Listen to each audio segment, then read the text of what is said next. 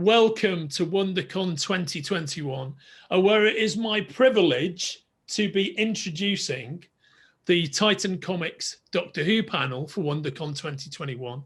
And we've got something really special to talk about at this panel. Now, let me introduce my guests on the panel first. We essentially have, you're looking at the Brains Trust, the creative team of Titan's ongoing 13th Doctor comic books. So we have author supreme, Jody Houser. Good to see you, Hello. Jody. Good to see you. And we have colorist, artist supreme, Enrica Eren Angiolini. How are you, mate? I'm good. How are you? And now we have literally the hardest working man at Titan Comics isn't me. The hardest working man at Titan Comics, and I know this for a fact, is editor supreme, Jake Devine. How you doing, mate? I'm good, Andrew. Always a pleasure. Always a pleasure. Great to see you. Absolutely great to see you all. Thanks for joining me. My name's Andrew Sumner. I'm from Titan Comics, and I also host Forbidden Planet TV, which you can find on YouTube. So we're here to talk about the upcoming Doctor Who standalone series entitled Missy. Now, this special story celebrates the 50th anniversary of the Master's first appearance within Doctor Who. And Missy first popped up in her male form as the Roger Delgado Master in 1971. I saw that episode in real time at home with my mum and dad. And the Master has since been played by different actors, many different actors. And in the Master's latest form, we see the Doctor's arch-nemesis played by the wonderful Michelle Gomez. Now, guys, what is it about Michelle Gomez's Missy that really intrigues fans? I think it's that there's very much a sense of whimsy that carries over from the John Sims portrayal of the Master too, but the fact that she's really trying to branch out from just, trying to take over the world and kill everyone, although she, works on that too. But I like that she just, whatever she's doing, whether she's actually being helpful or she's being maniacally destructive, she just wants to have fun. And as long as she's having fun, that's sort of like the only thing about her that's really predictable. Other than that, it's like you have no idea what she's going to do. She's just going to make sure she's enjoying doing it. Yeah, I think that's very well said. Yeah, I have to agree as well. With the unpredictability of her, I think is what's so intriguing because, you've got so many Doctor Who episodes. How do you keep it fresh? And I think with that unpredictability of characters, you never know what she's going to do next. Like whether it's good, whether it's bad, whether it's like Jody said, just for fun, you never know. And I think that's great for fans just to keep us like excited about what's going to happen next. Where's the story going to go? What's she going to do? Like it's so much fun. Yeah, right on. I absolutely agree with you too. It's a very energetic and like chaotically energetic character. It's just everything's game, and that's the fun of it. It's just you never know exactly where it's going, and even when you think it's probably not going to be that. But yeah, it's fun all the way through. So I think that's something that we are all very excited to bring to the comics. Now, as I alluded to in the intro, you guys have all worked on Titan's 13th Doctor comics, created Titan's 13th Doctor comics, and you created that incredible Time Lord Victoria special. Now, you guys collectively did such a great job with that. I know that it made perfect sense for you to be, all to be working on Missy together. When you first heard about the opportunity, what element of getting into the character were you most excited about? Well, for me, I'd actually been pushing to write Missy since I came on board the 13th Doctor comics, because even before the 13th Doctor series started, we did a series called Road to 13, where me, Enrica, and Rachel Stott, who started off the 13th Doctor series, did a series of shorts covering the 10th, 11th, and 12th Doctors that sort of seeded the first mystery the 13th Doctor was going to deal with in the comics. And in the 12th Doctor story, Missy was there, and it was only a 4-page little story, but it was so much fun to write her. So I've just sort of been waiting to write her again. And every single interview for Doctor Who, it's like, well, what character would you really like to write? I'm like, well, Missy, most of all. So yeah, I've just been pushing for that a lot myself personally. So for me, it was just like, yes, this is what I've been waiting for.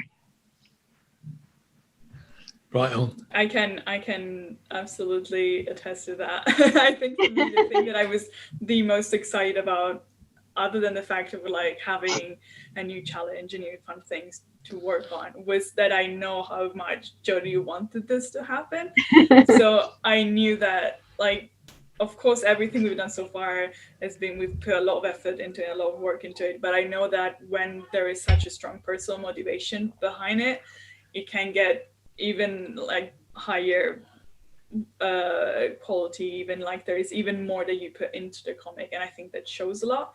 So when I heard this was happening, I was like, Jody's gonna be so happy about this. This is gonna be great, because I knew that there was such a strong will to do this behind it. And I also did remember, like, that's how, at least the two of us and Rachel, that's how we started with the 13th Doctor Who series, and it was nice to kind of come back full circle, but in a new and more complete and longer way. So that was really exciting to find out.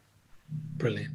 Oh, yeah, I would say again, just so exciting, because as well with this story, you know, it's not just Doctor Who with Doctor Who story with Missy. This is Missy's story. You know, so because it's the 50th anniversary of the Master, like everyone's got something going on. Big Finish have got a lot going on with the Master stuff, and you know, in comics, you know, we thought, well, what can we do to celebrate this occasion? And like Missy is a great character to use, and like rather than just having her in a Doctor Who story, we thought, well, why don't we make this whole event around her? Because how much fun can you have with that? And especially I knew, like, again, Jody was loving to write that character. So like as soon as we thought, okay, Missy, like take that to Jody, you know, she's gonna love this. Like you wanted to write this for ages, you know, go for it. Here you go. It's free reign. Missy, Missy, Missy. Let's do it.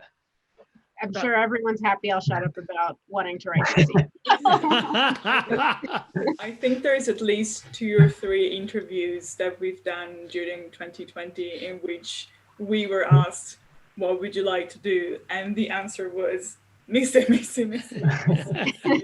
Or I know that Jody wants to do Missy, so I'm really excited to do Missy or Jody again. So this is, I think it was absolute delight for everyone. Yeah. I think it definitely shows as well, like you said, Enrica, like when you want to do a project that you're really passionate about, it shows, like, because you know, when the scripts come in, I read it and go, this is great. Like, no, Jodie's nailed it. She's embodied Missy perfectly, because that's, you know, it's been within her all this time. She's been waiting to get it out, and here it is. So surely that is a textbook example of manifesting your own destiny, and you know, focusing on something so clearly. Yeah, that you bring it about, and it dovetails nicely into my next question, which is that Jody, did you try to keep Missy true to Michelle Gomez's portrayal, or did you try and add some of your own mischief in there? What was your kind of benchmark for writing the character? I mean, I'll always go back to the TV portrayal of the characters as the baseline for where they're starting, and if I can sort of add my own flourishes that still feel true to the character, then I will. But you know, it's like I'll go back and watch you know, someone has I think it was actually the BBC had like a supercut on YouTube of like all of Missy's greatest lines and moments, and I'll go back and rewatch that, you know, before I start every issue, just to sort of have a refresher on how she speaks and her delivery, and make sure that everything that's going to be in the script, like every panel where she's saying something, you can sort of hear as if Michelle Gomez herself was saying the line. That's sort of always my goal when writing characters like this, is if you know who the actor is who plays the character, and you know what they talk like, that you hear them when you're reading the comic. Yeah, okay, that's very interesting. Very interesting. And Jake, as the editor on the project, were you excited to see what Jody had come up with for Missy's arc in the story? Yeah, absolutely. As I said, like previously, you know, we love Missy so much because she's so unpredictable, and like anything could happen. So just, you've almost got free reign really with this story, and seeing Jody, like what she comes up with, and you know what Missy's going to do and how she's going to react, and like just the expressions that she has and the reactions that she has and all of the dialogue is just so much fun, and so, you know, different to what we've done before, which is what's really exciting about it. Now That's very interesting, mate. And kind of while I'm thinking into these questions about what the DNA of the project's going to be, I know that a question I've been asked a lot about this, which I'll put to all of you, is I've heard, or people have surmised, that there might be more than one Doctor involved. What can you tell me about that?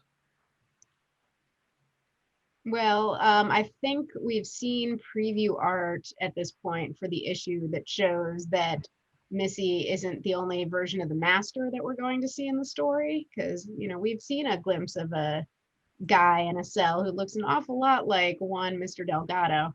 Yeah. So the fact that we have the Master that the third Doctor faced and the Master that the 12th Doctor faced, you know, that might imply that certain Doctors will be showing up at some point in the story, or at least be hinted at. So yeah, okay. Jake, is that okay? Am I in trouble? Yeah, no, that's exactly right. I mean, we hinted. I could see that frozen look when I asked that question, which is, are we okay to say this? It's exactly right. You know, you see from the cover art and the stuff that's out there, you know, we've got some great artwork from Roberta and other people that we've seen sharing of, you know, we've got the 12th Doctor we've got a cover of, there's Delgado, there's Missy. Are these people in the story, and how much are they in the story, and where they're going to come in? You'll have to pick it up and find out. Yeah, I think it would be a shame not to visually reference Delgado, at least, because he's just so visually striking from a design perspective. The way he looks is such a gift, right? So I remember from when we made the Titans vinyl figure of him, and he was so easy to caricature and yet look exactly like who he is, because he's got that brilliant beard with the light and shadow in it, you know, and he looks like the intensity. Yeah, the intensity. Yeah, that hammer, you know, hammer horror intensity that he has, I think is wonderful. Now, as to Missy's character, and this is a question for all of you, how do you each see her? Do you see her as purely mischievous, as a character who's evil, a character who's an agent of chaos? How could you best describe her? Agent of Chaos is actually, I think, a pretty good descriptor. Like if you're talking D&D alignments, definitely chaotic, and I think she yo-yos between neutral and evil chaotic. It's just sort of what side of the bed she got up on that morning and what she's in the mood for. Yeah, I agree. I will say, when you were asking the question, the word Agent of Chaos just popped into my mind. So I was just like, I think that's how I would define it. And then you use the same exact words. So I definitely, I agree with the chaotic, neutral, evil, depending on, as we were saying before, what's fun, what's interesting, what's intriguing, and what's probably maybe not fun for someone else. But yeah, I definitely see her like that, and I think that's her strength. That's the power behind her character. Yeah, I would agree with that as well, and just the fact that, you know, she I would say her and the Masters in general, the Incarnation, sort of see themselves outside of good and evil. You know, they're these great Time Lords. They've got time and space at their disposal. You know, why bother with good and evil? Just, you've got all this power and freedom. I think that's the key. Is they're free. They can just do whatever they want. Why not? And particularly Missy is someone who just wants to have fun with that. Yeah. So maybe sometimes she makes bad decisions that might be perceived as evil. Sometimes she does things that really help people and is good. But at the end of the day, she is just free and chaotic. Please carry on. One of the things I really like about Missy, and I think it's because she was around for so much longer than, say, again, John Sims' Master, is we sort of really get to see the fact that she was and maybe is the Doctor's friend, where, you know, we sort of got hints of that before, but really sort of seeing that whole relationship play out on a longer scale was, I think, really, really interesting. The Doctor's just really, really bizarre, kind of sometimes crappy friend. Yeah. I you know what, I think that's such a good point. You'll see why in a second, because before I get into that next question, I love the fact that you responded to the description as Agent of Chaos, because that description was not in my notes in these questions. That's what I think. And so the fact that you're grabbed to hold it seems obvious to me. That's exactly what Missy is, exactly what the Master is. Sounds like so, this comic for you then, Andrew. Yeah, right. I know. I'm sure I can somehow pick up a copy of this, and I'm looking forward to reading it. And as to your point, Jody, to further explore that the relationship between the Doctor and Missy. What is it that makes their dialogue so interesting and fun to watch, so fun to read? I think especially for these two, the 12th Doctor is such a straight man compared to some of the other more recent incarnations of the Doctor, that he just really is the perfect character for Missy to bounce off of, with all of her sort of really random non sequiturs and attempts at humor. Like, we don't get to see the Doctor be the straight man that often, because that's usually the job that the companions sort of have a lot of the time. So I think that it's sort of like a really sort of fun reversal, that it's like, oh, that he's the one talking to the wacky Time Lord right now. Yeah, I think that is a very well made point. And Enrica, now you've used color to very successfully within all of your time on Doctor Who. How have you used colour to create atmosphere and suspense within the Missy title? Did you have a specific palette that you knew you definitely wanted to use? Well, so without giving out any details or things, like, we start the story in a very specific location that has a very, very specific vibe to it. And so, but we don't have, like, we do have some references and some ideas coming from the TV series, of course. And so what I try to do when I work and stuff like that is just trying to take the things that I have as a reference from the series and just translate them in what we've been doing so far. So making them more of a comic book material, so maybe enhancing some of the feelings or enhancing some of the lights, also because I just really like playing with lights and shadows and strong contrasts of colors. So I, especially for those parts, I try to just exasperate and just bring out the what we had originally, and just make it a bit more crazy and a bit more I don't know, funky and weird, just like I feel Missy is. So I try to make not only her, but like, because when working with characters that are already known, like, we know the faces, we kind of know what they're dressed like, what we know what their accessories are like. So I can't really, give her green hair so far, maybe in the future, don't know. But so I can't really play too much with the characters themselves. So what surrounds them just helps me bring out a certain mood or a certain feeling. So I try to, just step up a notch what I could play with around her. So that was very fun. I do have to give a shout out to both Enrica and Roberta, because so Missy has sort of a variation on her normal look in this comic. And I think it's really the first time in the entire run I've gotten very, very specific about details in terms of like outfits. I don't think I've done that for any of the previous issues. You can correct me if I'm wrong there, Enrica. But both of them just, it came out perfect, and I love it. I already had someone tweet at me and ask, why does Missy have rubber ducks on her hat? Is that a spoiler? And I was like, it kind of is. Yeah, I can't explain why. The rubber ducks are a spoiler. But both of them. Sorry, go ahead. Yeah, they both killed it. And I think I especially hope for Enrica that, like, because Missy's normal look is just sort of very Victorian, dark, solid. So hopefully this has made her a little more fun to do, because she has a little bit more of a brighter, diverse palette than she normally does. But yeah, it's true. When I read the description, it was I think it was the first time, except maybe when we started years ago with the very first Doctor Who comic. It was the first time that I checked with Jody after I had the characters palette made. So I sent her a message just like, hey, just to be sure, I want to be 100% sure that this is what you want. Like, if you want any like different details, any different colors, and so we had a little back and forth on that, and just to make sure that it was, because I think it's a special treat. Her outfit is just a perfect representation of what I think Jody's doing with the character in the series. So I wanted it to be perfect. And it basically was. I think I'd like want like, oh, could we maybe do this color instead? And like that was it. Like everything, it looked perfect. So yeah, so I'm sure everyone will enjoy it, because I'm sure we are. Yeah.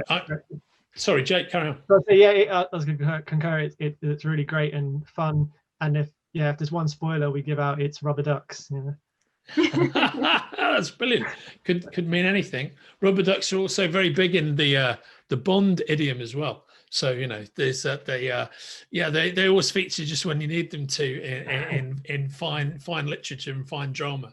Now a question. So our session that we're doing for WonderCon 2021 here was set up by Titan Comics' mighty PR manager, Lauren Noding. Hello, Lauren. And Lauren is a big Doctor Who fan. I had a specific question for you guys, which is, how does the Missy iteration for you, how does the Missy iteration of the Master compare to the previous and subsequent iterations of the Master? Is she more or less cruel or cunning? Is she more or less mischievous? How would you rate her on the scale of how the Master has been portrayed? ooh,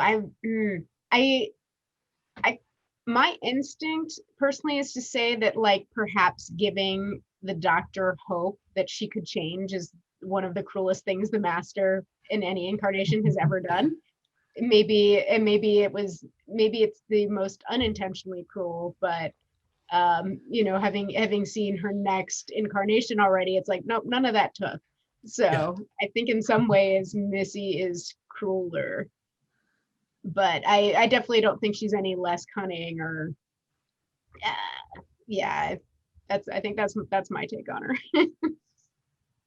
I think she's got all the elements of what makes the Master, like devious and cunning and like able to masterfully plot, like no pun intended, but plot an evil plan.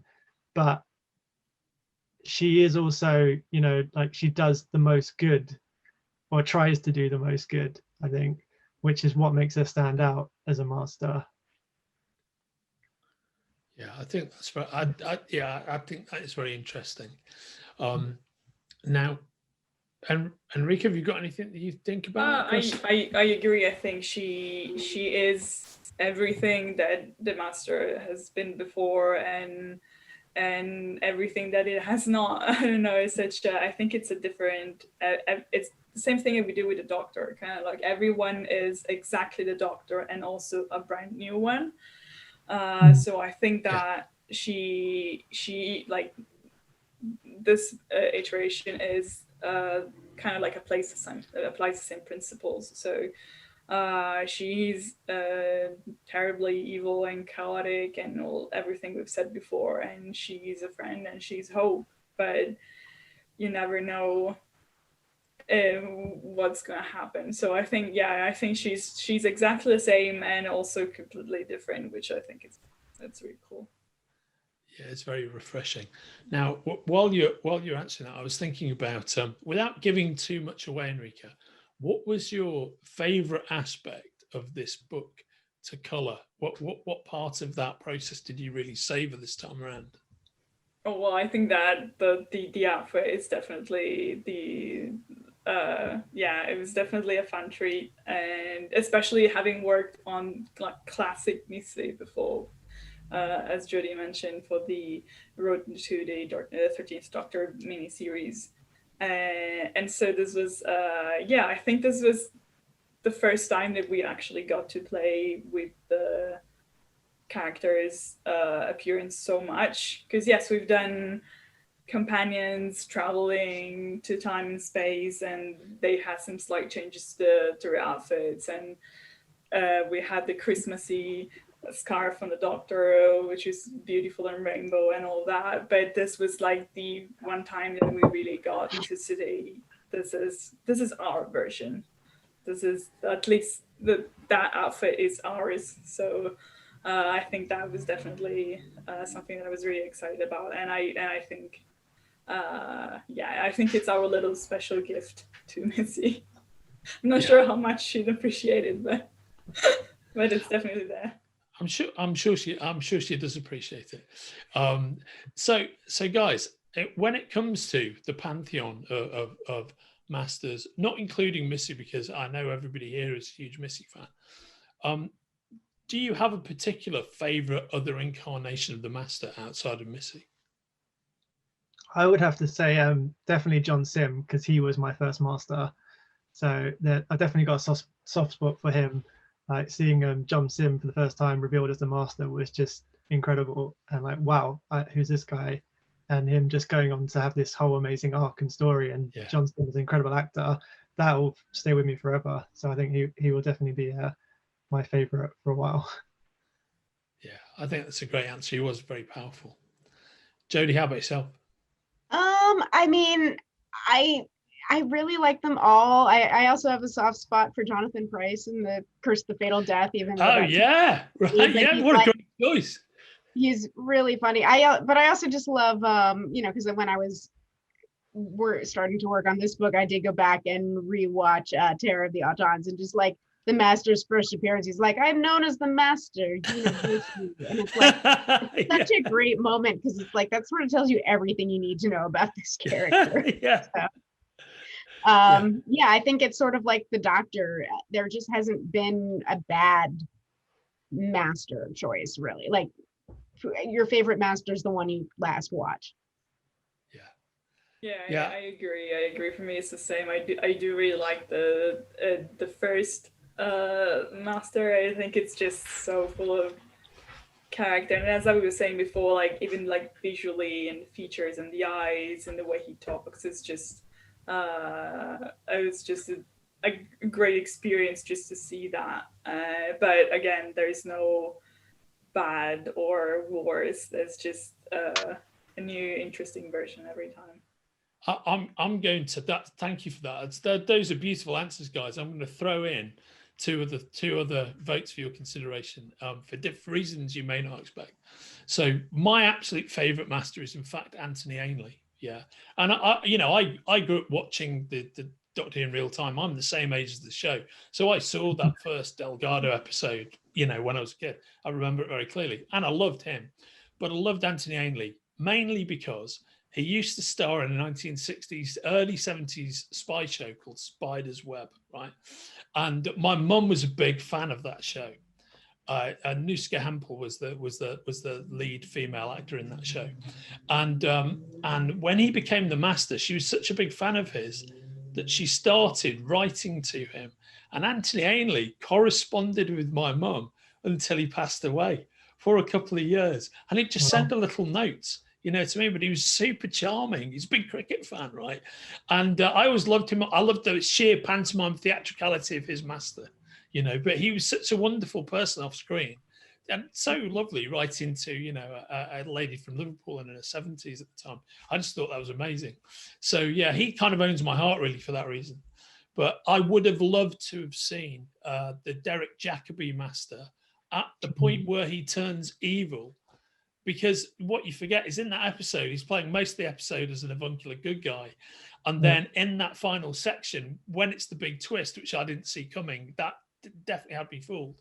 When you see that transformation, you think, oh, yeah, we've really been robbed of somebody who comes across as truly evil. And those last 5-10 minutes, it's like, I want to see this guy causing all the problems.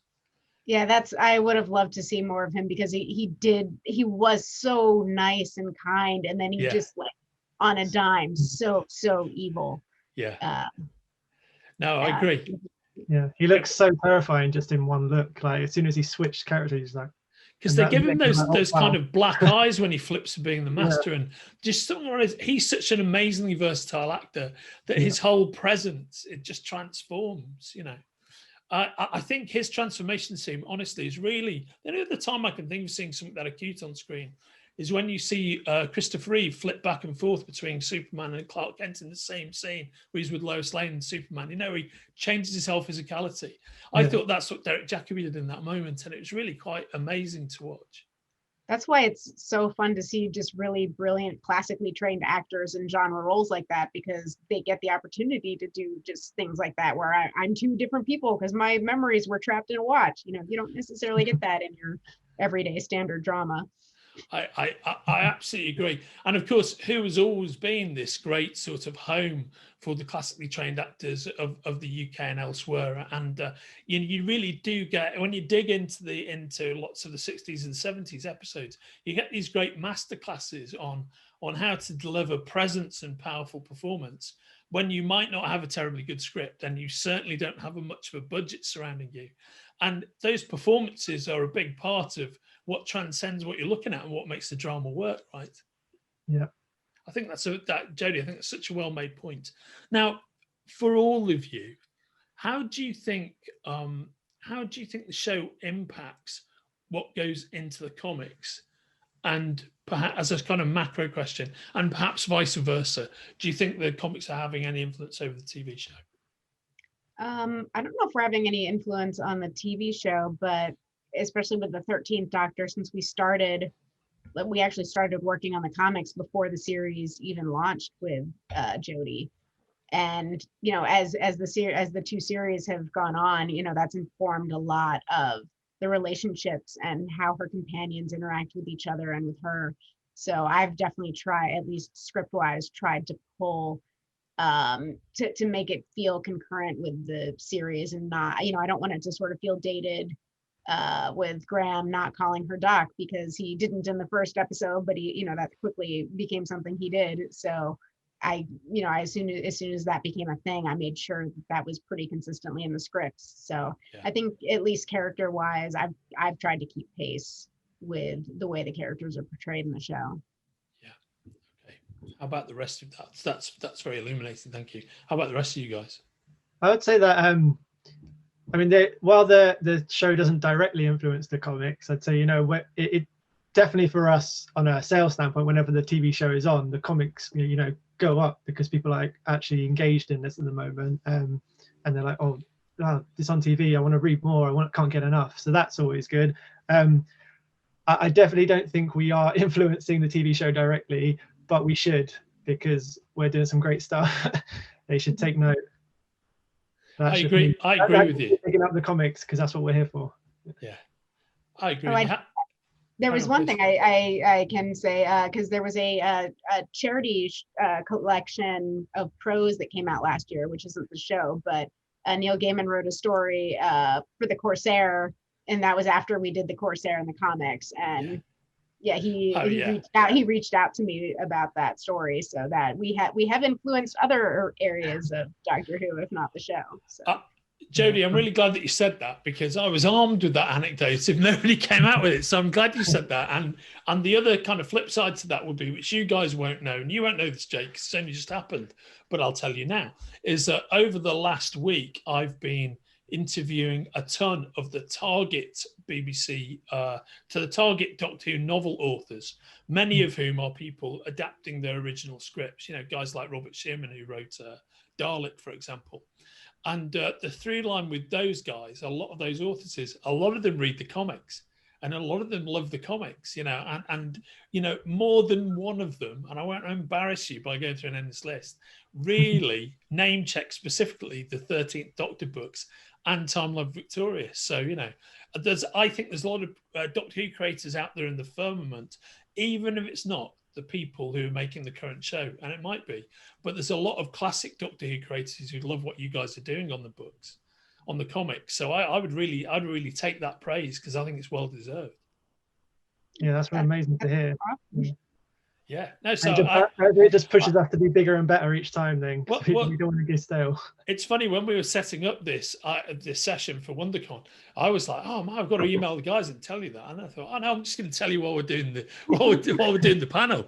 Yeah, so it was really impressive, and you know, as somebody who's like 10 degrees separated from what you're doing, it was very moving to hear. So so keep up the brilliant work, and I'm sure everybody tuning into this is equally a convert to what you've been doing with this amazing set of characters in this amazing universe.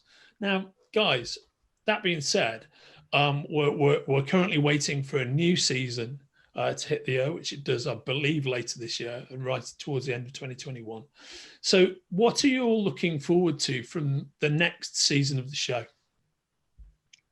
Oh, I mean, I assume most people watching this are probably caught up on the most recent series, but just in case, I'll sort of talk around it. But I feel like the way the last series ended, controversial, sure, but opens up a lot of really interesting storytelling possibilities. So I'm really intrigued to see what direction they go after that. And I would really like to see a certain incarnation of the Doctor come back, because she was really, really, really cool, and also a very snappy dresser. Yes. So I completely agree. I completely agree about that. 100%. I would love to see more of that character. Enrica, what about yourself? Well, I'm actually very glad that Jody didn't say much, because I haven't seen the second season, because it doesn't really arrive in Italy. So I don't, and other than now I'm here in the UK, so hopefully I'll be able to catch up and watch the third one when it comes out. But I haven't really been able to watch the second one, which was kind of a bummer because I was working on it, but there's no way to see the episodes, because they were not on any streaming platform that I could have access to at the time. So unfortunately, so I can say that what I'm looking for the most is catching up and being surprised by what's happened in the meanwhile. I think your real message here is, if our BBC colleagues are watching this, and if they're not, I don't know why not, you should be. You know, you really need to sort out the broadcast issues for Doctor Who in Italy. That's all I'm saying. So Jake, what about yourself? Yeah, I'd agree with Jody. I'm looking forward to seeing that character again, if possible. And I think there's so many questions that have, exploded from the last series. Whether or not they will be answered, that that's something I'm looking forward to the most, because questions need answers, and I'm the sort of person who'll watch a TV show and just get hooked because I want to know the answers. I want to know what happened. What does this mean? So yeah. And I'm really impressed, by the way, Enrica, that you've managed to avoid all these spoilers, like from not seeing it. I've seen pictures, of course, but I tried like muting hashtags and things, and just kind of it's difficult, but it's doable. It is absolutely a minefield, but as Jake says, props to you for navigating that minefield so successfully. So guys, we are sort of sliding through the time vortex towards the end of our WonderCon panel. But before we go, there are a few quick questions I've got for you, some of which we have discussed before when we've been doing panels for other conventions, or when we've been talking for Forbidden Planet TV, but it's a different audience every time, so I'd like to ask these questions again. So the way you think right now today, as we're recording this, who would you say for each of you is your favorite Doctor? 11 probably. 10 probably. Although I always say it's the last. I always say the real answer is whatever Doctor I watched the last. But other than that, 10. 12th Doctor for me. Brilliant! I love the fact that you're all different. So it's 10, 11, and 12. And you know why that's so beautiful? Because my favorite is the 9th. So there we go. So we've got a very solid run there from the last 15 years. I love it. That's brilliant. And when you guys look back on all the great Doctor Who comics you've created thus far, if you were going to recommend anybody who was a Doctor Who lover but was new to your iteration of the Doctor and new to your run, which collection would you push them to, would each of you push them towards and say, actually, this is what I feel is most representative of our work. You've got to start with this one. I would probably say Old Friends, which is where the Corsair pops up. And I think that's sort of the one that I've seen the most love from, at least of the people who, I interact with on Twitter. So that one's a personal favorite, I think. Of course it is. And by the way, I didn't ask you, and you said, what did it feel like to have Neil Gaiman writing the Corsair? Well, I mean, I joked it's like a Ouroboros, because I wrote the Corsair because he did such a cool job seeding the character, and then he came back and wrote the story. So it's just going in a circle, like the Corsair's tattoo. Brilliant. I love it. How about yourself, Enrica? For me, I think it might be A New Beginning. So the very first arc that we did, because I think that that has very special meaning for me, of course, being the first one we did.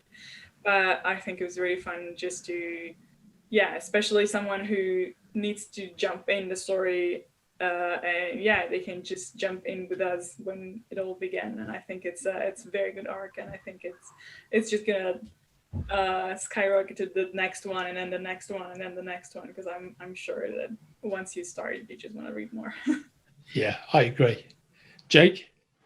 I would have to say Time Lord Victorious. One, because it's sort of a standalone story you could read by yourself, but also it is the first and thus far only time that Titan Comics has been able to use the Daleks in the story. So that is something you have to check out, because who knows if it'll happen again. Fingers crossed it does, but that's the one where you can see some amazing Daleks by Roberta and Enrica.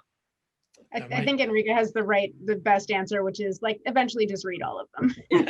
I think that is exactly right. But then you should just whatever order you read them in, just read all of them. Start with the first one and read all of them.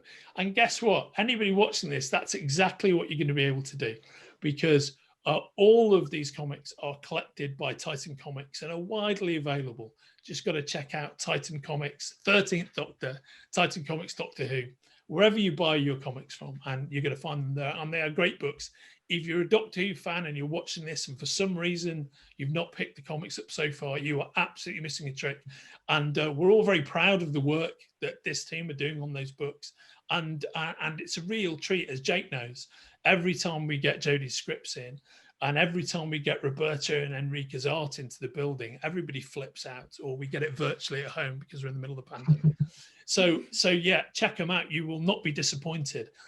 And on that note, this has been WonderCon 2021, celebrating Titan Comics Doctor Who, and specifically celebrating the new Missy series by Jody Houser, Enrica Eren Angiolini, Roberta Ingranata, and edited by Jake Devine.